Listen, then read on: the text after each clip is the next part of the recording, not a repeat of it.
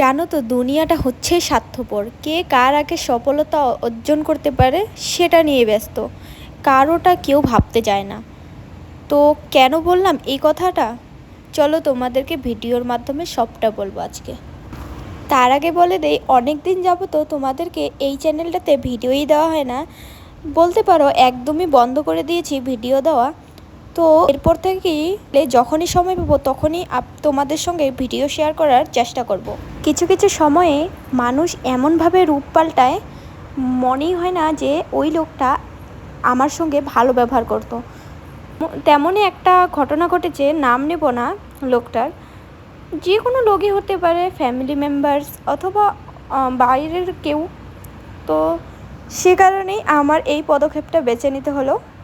মানে আমার স্বামী যেখানে কাজ করে সেখানে আমার চলে যেতে হলো। কিছুদিনের জন্যই চলে এসেছিলাম, একবারে চলে আসি নাই। আবার চলে যাব বাড়িতে, একটু মনটা ফ্রি হতে।